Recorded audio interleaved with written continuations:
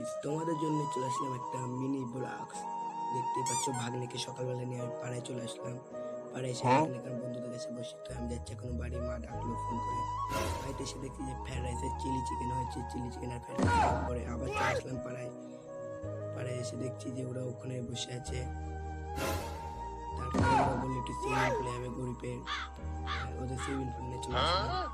Swimming পুলটা ফুল ফাঁকা ছিল, তাই আমি একটা পোকাচ করে ঝাঁপ মেরে দিলাম। ঝাঁপ মেরে অনেক মজা পেলাম। তারপর ওদের বললাম যে তোরাও লাভ, একটু পোজ দেখিয়ে দিল।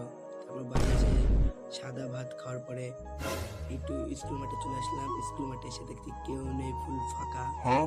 তারপরে বড়রা এসে ফুটবল খেলা শুরু করলো। ফুটবল খেলা দেখছি, বসে বসে ফুটবল খেলা দেখতে দেখতে যে কখন রাত হয়ে গেল আমি বুঝতে পারলাম না।